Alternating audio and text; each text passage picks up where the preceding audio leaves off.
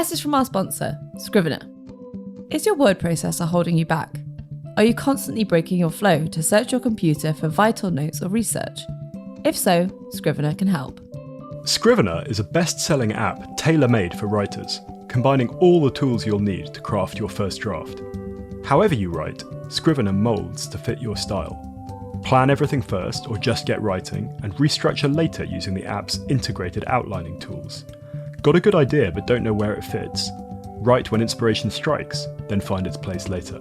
Rearrange your plot on virtual index cards in Scrivener's corkboard, or work with an overview of a chapter, a part, or even your whole manuscript using Scrivener's outliner. Break chapters into shorter, more manageable sections, and then edit them in isolation or as a whole. In Scrivener, you'll find everything you need to get writing and keep writing. Find out why it's the favourite app of best-selling writers and aspiring authors alike by taking the 30-day free trial, or use the code TAKENOTES before 20th of June for a 20% discount on Scrivener for macOS or Windows at www.scrivener.com. Hello and welcome to Always Take Notes. In this episode, Rachel and myself spoke with the academic and author Clair Wills. We spoke to Claire about combining an academic career with writing for a broad audience, about her insider-outsider perspective on Irish culture, and her new book, Missing Persons, about Ireland's mother and baby homes. It's a great episode, and we hope you enjoy it. Welcome, Claire, to Always Take Notes. It's fantastic to have you on the show. Could we start with your book, Missing Persons? And can you take us back to the moment in your 20s that was kind of the moment of genesis for this book? Well, I got pregnant when I was 25. I was a graduate student. It very quickly became clear that I was going to be having this baby on my own. Yeah, he's 35 now, and he's just presented me with a grandchild. So, all good. Soon after that, I've always spent a lot of time in the west of Ireland with my mother's family. My mother's was from a small village, outside a small village in West Cork. And we used to spend all our holidays there. And I continued to spend my holidays there with my small baby, Jacob. And around this time, my aunt, with whom I was very close, told me that my first cousin had been born in a mother and baby home in 1955. She would have been 7 years older than me. She was the daughter of my uncle, Jackie. And I had known nothing about her. None of us. We thought we were 12 cousins, and in fact we were 13. And I guess it was because I was having a baby on my own that my aunt told me this story. But it became, it's taken more than 30 years, but it became the genesis for this book about people who go missing from our families and the different ways in which that happens across time. Because as I kind of researched, it isn't quite the right word, as I thought more about my family and tried to find out more about my family by asking questions rather than going to archives, I discovered that probably as many as 5 generations, and certainly 4 generations, we'd been having babies, in that old-fashioned phrase, out of wedlock. And I became very interested in the different ways in which that could happen, from 1891 to the 1920s, to the 1950s when my cousin was born, and then the 80s when my son Jacob was born. And Claire, one thing I was struck reading the book was you mentioned that actually when you started looking into some of this in the 1990s, it was kind of paradoxically easier than it would be later because the issue of mother and baby homes hadn't emerged as a big public issue and people were willing to talk who might not have been later on. Could you tell us a bit about that?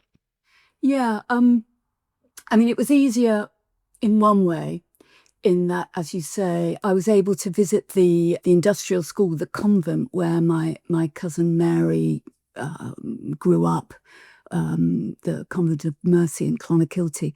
And I spoke to a nun who hadn't known my cousin, but knew some of the Sisters of Mercy who had known her. And in fact, weirdly, she'd been at school with my mother. So it was very kind of close family conversations happening around all of this. But I couldn't tell my family that I was trying to find out about my cousin. So in that sense, it wasn't easy at all. There was a kind of shame attached to trying to find out anything about her. Even though my aunt had told me about her existence, it felt sort of grubby or kind of disrespectful in some way to want to know more than I was being told. Subsequently, in the 2000s, the beginning of the scandals around institutional care in Ireland, first of all with the industrial schools, then with the Magdalene laundries, and in about 2013, the mother and baby homes.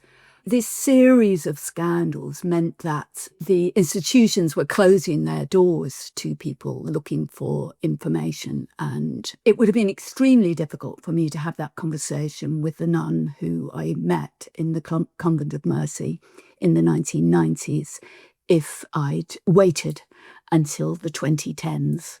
And I was interested in the question of perspective in writing this book. You've said elsewhere that you initially thought that you would be focusing on Mary and her mother, but then in the end decided to focus on your family. Can you tell us a little bit about the process of deciding or realising that you needed to change tack in terms of the focus of the book? Yeah, so I guess the book is about illegitimacy in many senses.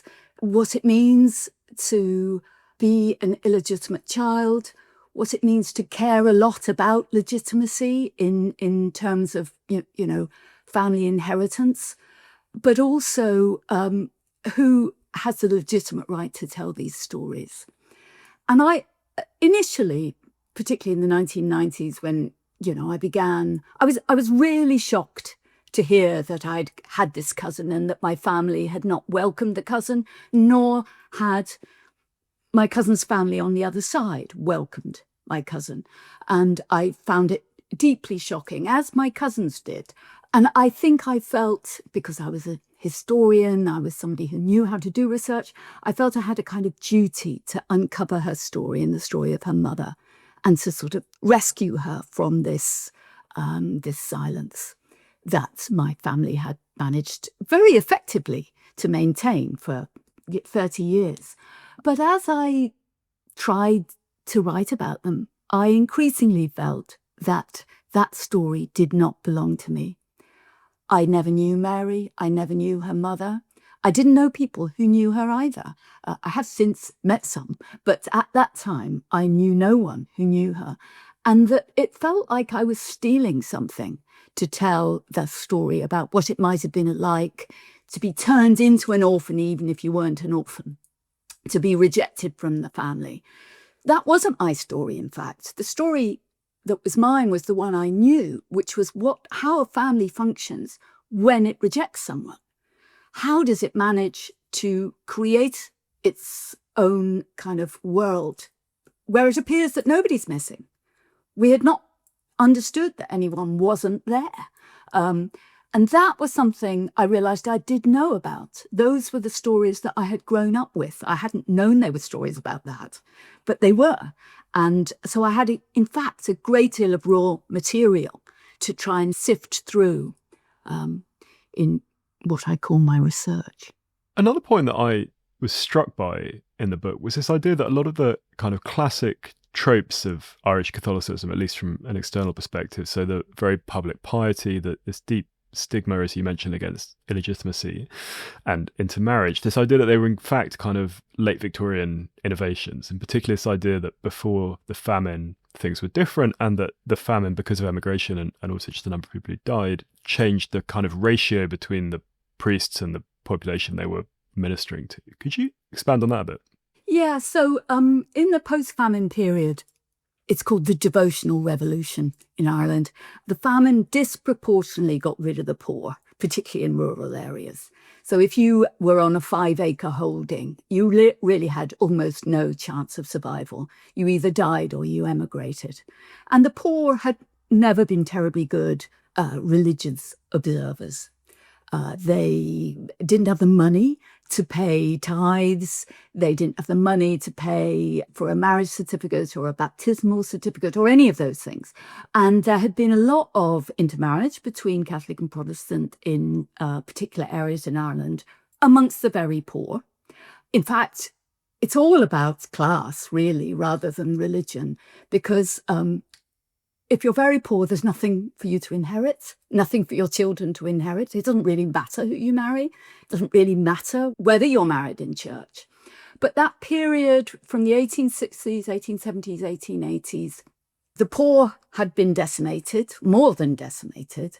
And there was a real drive for church building and a drive to consolidate the Irish as the greatest Catholics in the world. So a massive priest recruitment campaign and a huge recruitment of nuns. And nuns came from primarily the better off classes. You needed to be educated. I mean, there were sort of what were called in a derogatory way kitchen nuns who were taken into the convents and only worked in the kitchens. But nuns were generally, as were priests, the eldest children of rather better off farmers.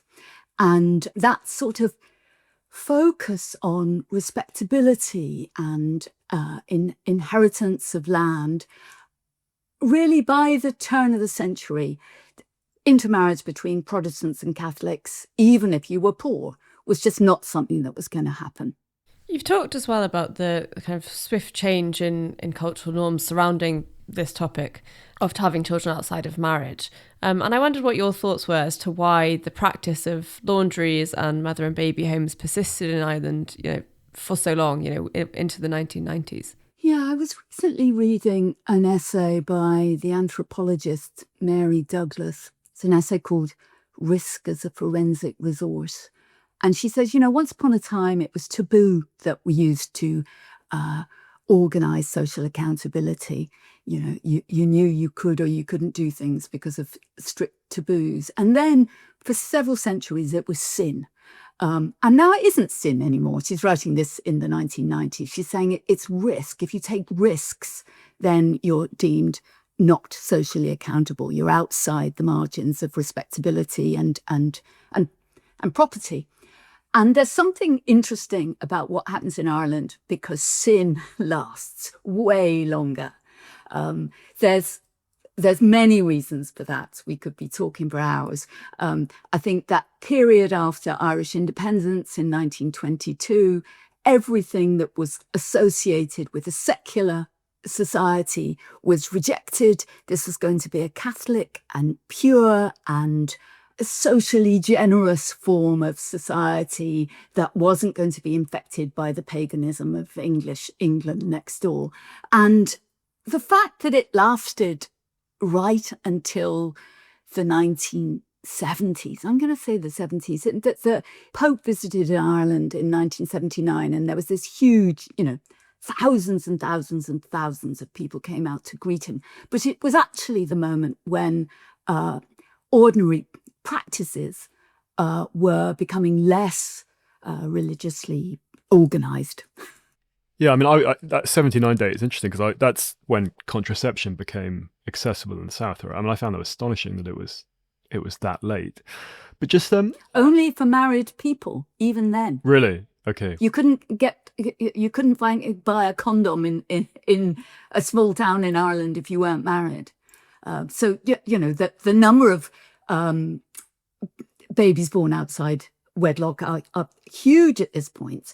And that's why so many people are going to England for their abortions as well, from 67 onwards. Isn't there a David Lodge novel that has a whole scene, like immediately post 67, with a bunch of women flying from Ireland over to London? I don't know if I'm misremembering that. If there is, I don't know.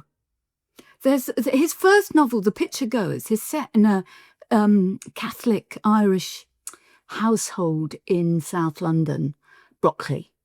But I don't remember abortion in that one. I may be misremembering it. I'll have to look it up. Just on a kind of slightly broader question, we often find with people who've written about their families that, writing about your family can be a complicated thing.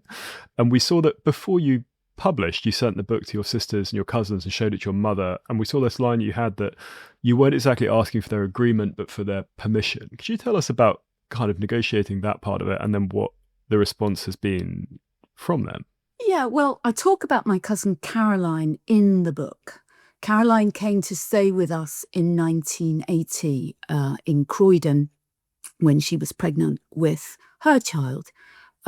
She was 19 and she was deciding at that point whether to give him up for adoption or not. And there was obviously no way I wasn't going to check with Caroline that it was all right to put this in the book. And to my great gratitude, really, she said it was. I think all of us cousins had felt really shaped by the secret that was kept from us and that was then told. And I might be the writer of this story, but I'm not the only person who feels it's hugely important to talk about it. And I got great support from my sisters and from the cousins who read it. I have to say that when the book was published, it was extremely difficult because a lot of the coverage of the book went for the scandal of my grandmother. The scandal of my grandmother not accepting my cousin into the family, which I don't think is what the book is about. I think the book tries to explain why the hold of that kind of Catholic, respectable formation, why it was so strong, and why my grandmother was like most grannies, actually, in 1950s rural Ireland. I did some interviews at the time it was published in Ireland, and people were saying, well, so tell us about your grandmother. And I ended up saying, my granny is your granny. Actually, this book is about a social formation, not just a private story about one family. But initially, when it was published, there were a bunch of reviews basically saying, look at what Claire's terrible granny did. And it was devastating. My cousins were devastated. I was devastated. I felt incredible shame, actually. I thought, God, if that's the book I've written, I deserve to be, roundly told off. Because there would be no point in, let's use the word betraying that secret if there wasn't a larger argument to be made about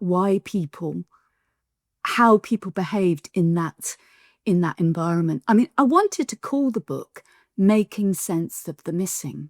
And I meant it in two ways. I meant, how do I now make sense of the fact that my cousin went missing from the family? And also, how did my grandmother and how did my mother and my aunt and my uncles make sense of what was happening?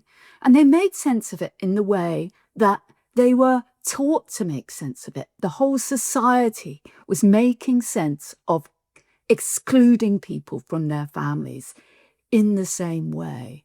And the book only can stand if that's how it's read, if that's understood. I've no interest in telling a kind of scandalous tale about my granny. It would be wrong. When you read those initial reviews then, you said you felt a sense of shame, but did you also feel that some of these reviews just hadn't kind of got it? Yeah, I did feel that. I felt quite angry. And then I thought, shit, have I written it really badly? But I actually don't think so. I think if you read the book, you should be able to understand that is what it's about. It's about a culture of responsibility. And in that sense, I think what the book is about is my own responsibility. Even though I was born after my cousin and I knew nothing about her, I am still responsible to this history, to this story. And I think actually most people in my generation with Irish heritage and Irish background, we are all responsible for it. In the sense that if we were allowed to belong, we were allowed to belong because other people weren't. We wanted to come back to missing persons in due course, but could we roll back now to your early life? And so you grew up in England, but with Irish family. And I was wondering, is that idea of being a kind of insider outsider when it comes to Irish culture, has that been something that's been important to you in your ability to write about Ireland? Yeah, it's taken me years to understand that, but I think that's true. So I did a PhD on Northern Irish poetry. It's the first sort of bit of writing I ever did. And then I wrote about Ireland during the Second World War. And then I wrote about Irish migrants to Britain. And it took me a very, very long time to understand that in each case, what I was looking at was a border between Britain and Ireland, either actually, between North and South or the Irish Sea, and the different ways in which that border has been crossed. Because, I had an English dad and an Irish mum. So I suppose I was growing up with a border inside the domestic space as well. So I think that's really true. Yeah. Tell us a little bit about your childhood. In previous interviews, you've joked that you were not particularly interested in the academic side of things. You failed to get into the local convent school, which you said was a lucky break. Tell us a bit more about your early disinterest in school, maybe, and then when it did develop. Yeah, I mean, I wasn't a very good school pupil. I have to say that I think I got a U for my German O level, which I'm quite proud of.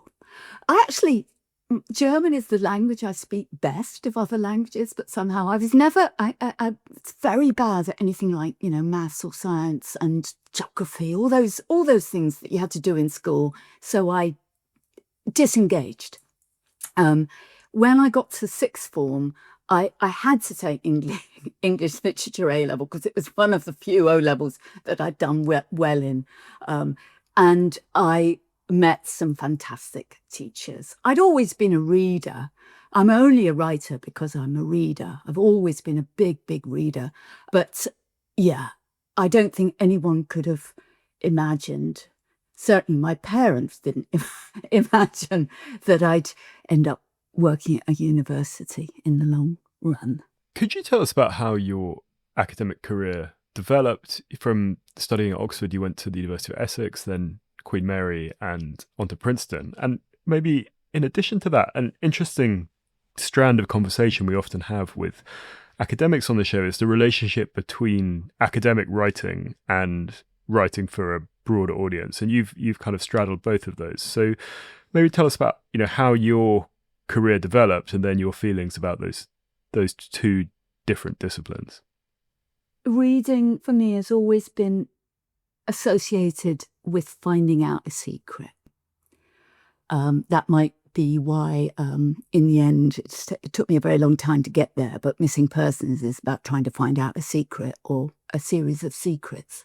But when I began thinking about poetry, it was because there was something I didn't understand lying underneath it. So I was very much a kind of reader who was trying to decode something. And the more complicated the thing I had to decode, the better. So, I loved reading. As I said, my PhD was on Northern Irish poetry, and it was during the 80s. Writers like Naomh McGuckian and Paul Muldoon were writing these incredibly abstruse takes on Northern Irish violence. And, I just loved unpacking it and seeing this kind of hidden thing inside. And so often the hidden thing inside was violence. I then later on wrote about Ireland during the Second World War. And again, I was drawn to these writers like Elizabeth Bowen, Louis MacNeice, Patrick Kavanagh, who were writing ostensibly about what life was like in Ireland during the Second World War, but what they were really writing about was the kind of hidden violence and how that violence was being hidden and uncovered at the same time. So that was a strand that lies behind everything I think I've done. And I guess part of what was going on there was me trying to think about history and about politics by reading literature. It's not so much that I was interested in the history that lies behind the literature, but instead I was interested in the way that literature kind of squishes history into interesting forms, a bit like one of those kaleidoscopes that you play with when you're a child. And, if you move the end bit, the lights and the colours turn into a new pattern. And that's, I think, always what's driven me on. So I think a big shift for me in thinking about the kind of writing I might be able to do about that happened when I was writing That Neutral Island, which is a book about the Second World War. And I became fascinated by the stories of violence hidden inside, for example, a poem by MacNeice about neutrality, which has got these kind of images of drowned bodies in it. And I got a contract from Faber and said, I'd like to write a history of the Second World War in Ireland, and I'm going to do it through the perspective of these writers. And, they paid me and everything. It was great. And I spent some years researching and writing it. And the book ended with a chapter on the Irish Taoiseach, Eamon de Valera, going to the German legation in 1945 to express his condolences on the death of Hitler. And I traced through the writers that I was interested in, ending with this kind of exploration, which, many of the writers then wrote about, this kind of moral crisis of around what it meant to be neutral in the middle of a war that was for a humanitarian good. And I was quite pleased with what I wrote, and I sent it off to Faber, and there was silence. And then eventually they wrote back to me saying, no way, we can't publish this. What we wanted was a history. And I'd given them a kind of interpretation of Irish neutrality seen through the eyes of writers. And they said, no, we're going to tear up the contract. And I was totally devastated. And a couple of weeks later, I had to give a talk in Trinity College, Dublin, about Irish neutrality. I seriously considered pulling out because I was feeling very, very raw. But I thought, I better go. So I went and I sat down at the desk, and I noticed that Garrett Fitzgerald, a former Taoiseach in Ireland, was sitting in the second row. And I basically thought, oh, fuck, how am I going to get through this? How am I going to get through this? So I gave this extremely carefully constipated talk, really, basically saying on the one hand and on the other, and not really saying anything because I was so scared. And at the end, Garrett Fitzgerald was the first person to put up his hand and said, what I think that you have missed in your account of Irish neutrality is the extent to which it was felt as a moral crisis. And I thought, oh God, I wasn't wrong then. It was a very, very helpful lesson for me, because what I learned from it was that actually the writers had taken me to something that was true, but that I hadn't persuaded my reader. I hadn't earned that final chapter with De Valera visiting the legation and offering his condolences on the death of Hitler. So what I did was I took the book back, and I spent 2 years in the archives finding documents that kind of proved what I was saying, and plotting the story again through all kinds of different forms of evidence, if you like, not the evidence of literature, but different forms of evidence. And the publishers loved it. And they particularly loved the last chapter, which was hilarious, in fact, because that was the one chapter I hadn't changed a word in. I'd kept that chapter as it was, but I had to earn my way to it by changing by thinking more about my reader, giving them the kinds of evidence they needed to help them understand why neutrality was a moral crisis, rather than, me telling them neutrality was a moral crisis. So it was devastating, but I think it really helped my writing for the future. And I hope since then I've always thought a bit more about my reader. That's absolutely fascinating. And you've actually just touched on what I was going to ask next, which is how have you taken lessons from that experience into your subsequent books, The Best Are Leaving and Lovers and Strangers, and of course, Missing Persons? Well, I want to say, I always think that literature, the perspectives of literature, that kaleidoscope, that patterning, lead me to the thing I want to think about. But what I love doing now is finding that perspective in literature and then going outside literature and finding the archives that prove I'm right. So then I can make the argument, and, people have to come with me. So, for example, in Lovers and Strangers, which is a book about basically race relations, it's about migration to Britain in the period from 1948 to 1968. And, to take one example, there's a fantastic essay by George Lamming in his book, The Pleasures of Exile, which is about walking down a street in London in 1958, shortly after the Notting Hill riots, and not knowing whether the people who are walking towards him are what he calls the enemy from Notting Hill or not. Is he going to be beaten up for being black, or isn't he? And it's a beautiful construction of what it means to be black in London at that moment. He's putting his experience right there for us to read. And I can then go to the archives, the Metropolitan Police archives, and find out actually how many people were beaten up and who was stabbed and so on, and flesh out that very personal story. So it's about, I suppose, linking the personal story, which is what literature generally gives us, with a historically grounded account, with other kinds of evidence. And again, I want to say it's not about one being the background and another being the foreground. They're the same ground. They exist on the same level playing field for me. Just picking up this idea of kind of academic writing versus, for wider audience. And that, as Ruth was saying, was really fascinating on the kind of editorial journey with your book on Wartime Ireland.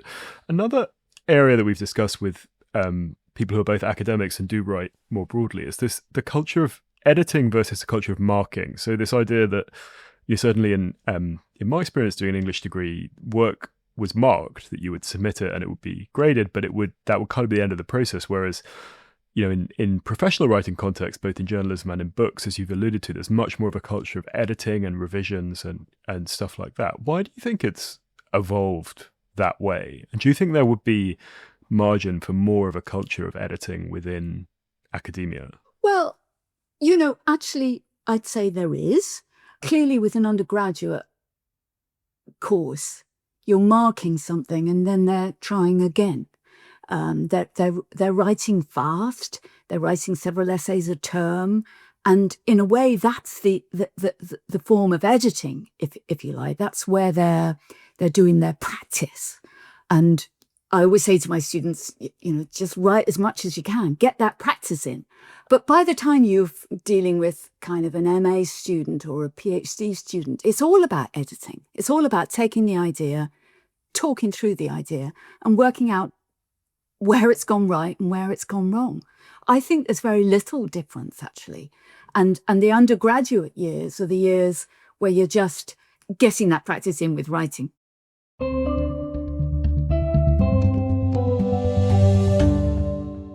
A message from our sponsor, the Royal Literary Fund.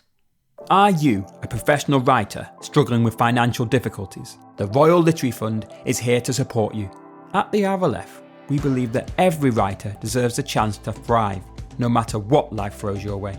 We offer a variety of hardship grants tailored to help professional writers in need, whether it's short-term relief or ongoing support. Perhaps you're dealing with an unexpected expense, a drop in income, or facing challenges that make writing difficult, such as illness, disability, or now relying on your pension. If you're eligible, our grants team will walk you through our discreet and confidential application process, ensuring you receive the support you need. Visit rlf.org.uk to check your eligibility and inquire today. The Royal Literary Fund. We believe writers matter because writing matters.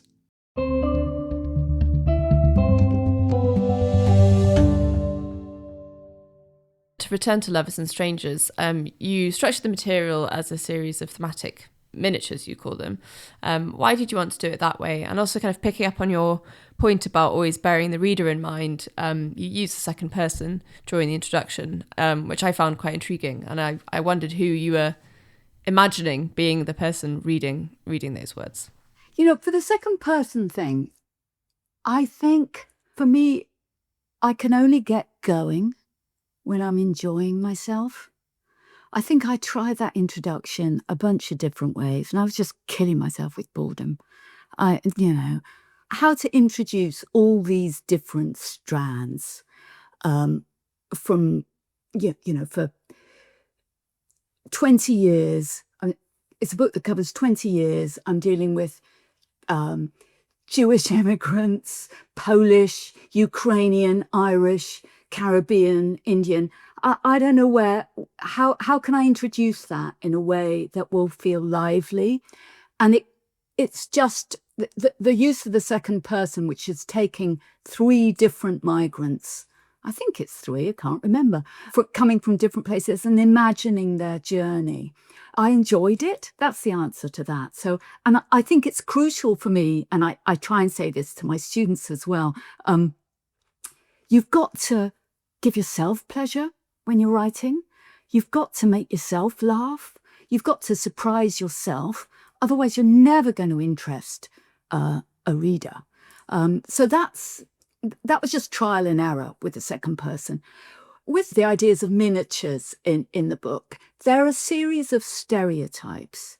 The Caribbean lover, the Irish tax dodger, a series of stereotypes around the behaviour that these migrants were expected to perform when they arrived. So to take the Irish again, if you're a Irishman working on the roads who's arrived in the mid-50s, the idea is that you will be living in digs, you will be drinking your pay, you will be vomiting on a Friday night because you're living in a binge culture. And again, this partly comes from reading literature. There's Tom Murphy's wonderful play, A Whistle in the Dark, which was written in 1958. He has an Irish character saying, I wouldn't want to disappoint them. I am going to drink too much, be feckless, because that's what they expected me. And I was interested, I am really interested in the way that stereotypes are little narratives. And people have to fit themselves into that narrative in order to be recognised. You have to partly play the part you are expected to play. Otherwise, you can't fit in at all. And then you get caught by that part. So in each of the chapters, I was trying to explore that fault line, I suppose, between the stereotype that enables you to fit in and the stereotype that constrains you. And trying to see how to flip it. You were at Queen Mary in London for 25 years and then moved to Princeton. Could you tell us a bit about your experience of American academia versus in the UK? And then also what, as someone who writes about Irish culture, your take on the whole Irish American thing as well.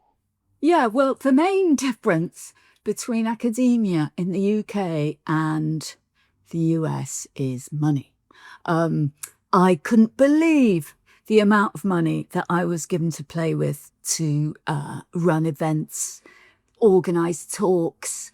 It was just extraordinary. In the end, I felt there was too much money, and you didn't know what to do with it. You were sort of kind of spending it for the sake of it. I only mean that a little bit ironically. Of course, it's good to have money to spend on academic research. The Irish American thing. So I was at Princeton and I ran a series of seminars and events for both the university and for local Irish American or anyone interested, but many Irish Americans did come. I think it's a very, very nuanced and complex group of people. There is, on the one hand, a bunch of nostalgic, romantic believers in the true old sod, Catholic, conservative. But I think the majority of Irish Americans are not of that ilk, actually. And particularly, having written Missing Persons, which is about the problems of Irish Catholicism and the way in which many Irish Americans adopted and illegally adopted out of mother and baby homes, and they have lost families. I think it's a much more nuanced group of people than I think perhaps we imagine from our perspective over here. To pick up on something that you just said about money, it's a rule of the show that we always ask about it. So tell us as much or as little as you'd like, but how has money worked for you over your career, and how does your income split now between your academic work, the books you write, and your journalism? Well, I'm extremely lucky to have been employed and had a regular salary right the way since I was in my mid-20s. I think it would have been extremely difficult to keep going if I hadn't. I mean, I think I consider myself to have been incredibly lucky to have a regular academic salary and regular vacations that come with having an academic salary. So I've been able to experiment, make mistakes, write some bad things as well as some good things, and still have a salary to keep me going. I mean, I just feel incredibly blessed. The journalism is an extra joy. And this actually, to go back to your question about going to Princeton, I don't think that I'd have been able to sort of properly free myself of a kind of slightly dutiful academic writing if I hadn't gone to America. And I don't actually think it had anything to do with America per se. It just had to do with moving into a different environment.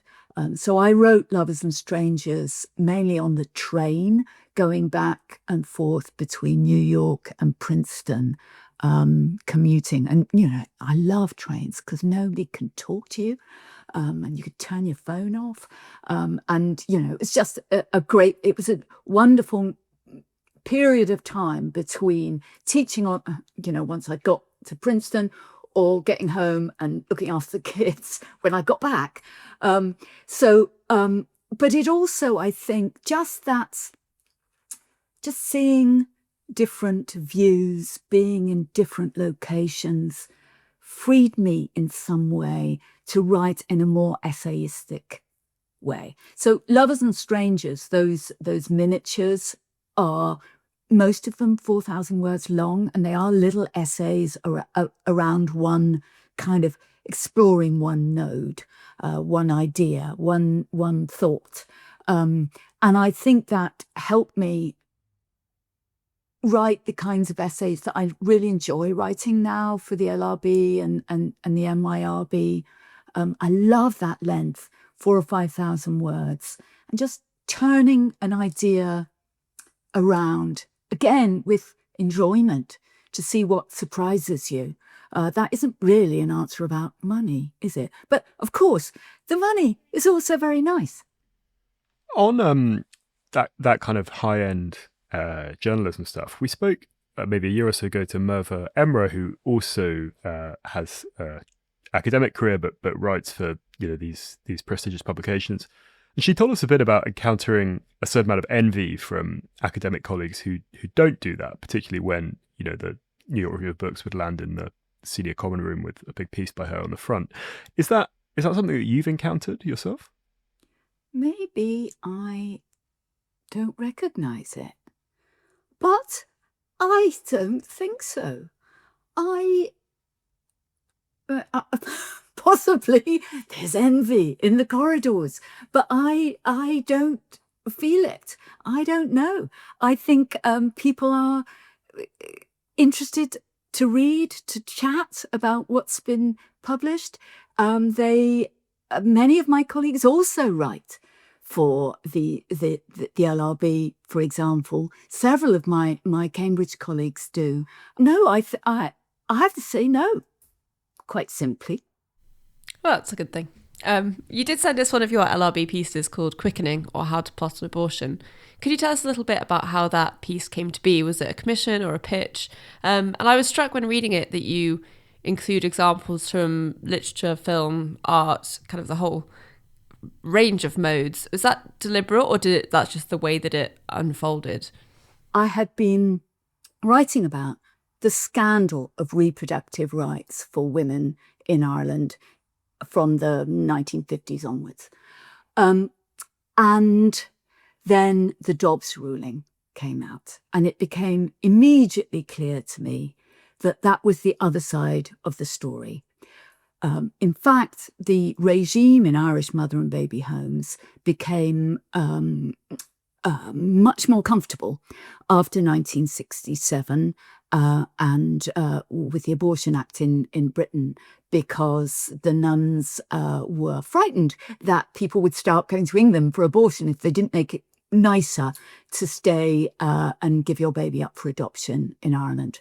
And one of the Supreme Court judges supporting the Dobbs ruling, Amy Coney Barrett, said, well, there's no need for abortion. We can just have basically mother and baby homes where people can go and give their baby up for adoption. She didn't actually say mother and baby homes. She said safe drops where you can post in your baby. I mean, so her argument was, and I'm pretty much quoting here, you could just go another 6 or 7 months more and post your baby in, and that's the solution.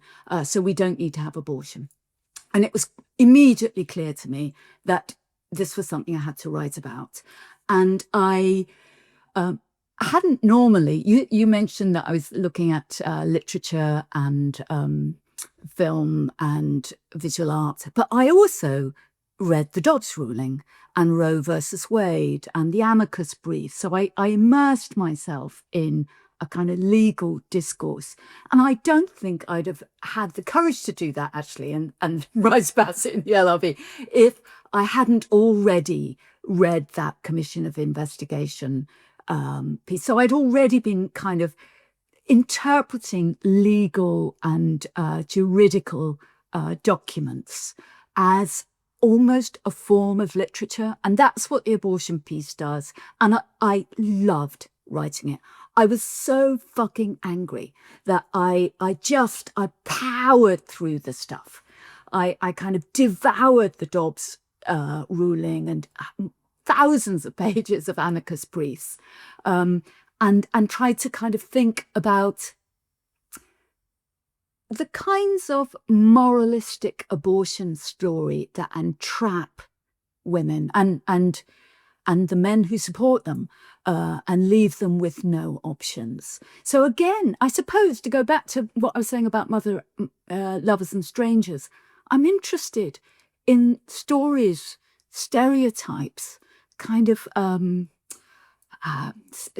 things that constrain us. The way narrative constrains us is what is really a thread through all my writing. we're coming up towards the end of our time. Which, a couple of things from me. So firstly, I was incorrect on that David Lodge reference earlier. I just had a quick look, and so it's Changing Places from 1975, but the scene is actually American women coming to Britain to take advantage of the legalization or the availability of abortion post 1967. So that's my mistake. The other point, just a final thing, I was wondering, the other book that kept coming to mind when I was reading Missing Persons, and I don't know if you know it, but it's an American book called Random Family by Adrienne Nicole LeBlanc. So it came out in about 2003, I think, and it's a narrative nonfiction book, but it's about teenage parenthood in the Bronx. It's this amazing, highly praised book, and it's completely different milieu, but it's basically about the consequences for people of having kids under very difficult circumstances. But I was wondering if if there were other particular touchstones in that genre that you were conscious of while you were working on the book. I guess I'm going to say no. I think I tried to keep Missing Persons very much as a interpretation of stories in Ireland. So I said no, but now I'm going to say yes. So mid-century Irish tales around unplanned pregnancy, Edmund O'Brien, even Samuel Beckett, they were important to me. But I was really very much trying to root everything in a kind of particular Catholic and rural environment, rather than bring my interpretation of English literature or American literature or even legal constructions to bear on this story. I felt that my duty in Missing Persons was to make sense of that historical moment, the 20s, 30s, 40s, 50s in Ireland, amongst people who, were not readers. They had no television. They had newspapers, but apart from the Catholic Church, this is a very cut-off community, and I wanted to do justice to that. Having said that, the last part of the book happens in Suffolk, when I follow my uncle Jackie to Suffolk in the 1960s and 70s, and I do think there about sociological studies of rural England and the end of a kind of manual labour form of English rurality. So that's a very confused answer. I said yes, no, yes again. That's absolutely fine. Don't worry about it. And a final question from me. Your book is sort of unwittingly part of this wave of material about the laundries and the mother and baby homes, the book and the film of Small Things Like These, this TV show called The Woman in the Wall, various other books and things. Why do you think there has been this kind of cultural moment of people exploring these stories and bringing them into the light? Well, partly it is to do literally with the fact of Tuam and the babies, the 800 babies and small children whose bodies were uncovered in the graveyard in Tuam.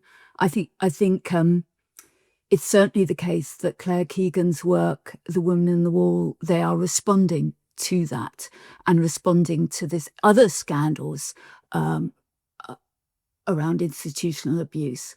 For me, I've been trying to write it since the 1990s. So the shift that happened for me with Tuam was that it became more clear to me that what I was dealing with was not just a family tragedy and a family cover-up, but a national tragedy and a national cover-up. And that's what I mean again when I say I wanted to make sense of that, make sense of the people who do the wrong and try to understand it. That's incredibly important to me about the book. I hope that people who read the book will come away understanding why my grandmother and the other grown-ups behaved in the way they did in the 1950s, which is not to excuse it, but to treat it with compassion. Great. Well, look, Claire, that was a really fascinating and wide-ranging discussion. Wishing you all the best with the new book and also with your broad portfolio of activities elsewhere. Thank you.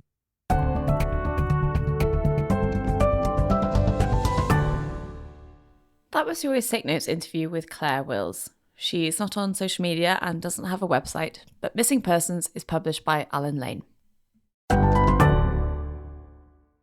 A notice for supporters of Always Take Notes. We are overhauling our offering on the crowdfunding site Patreon.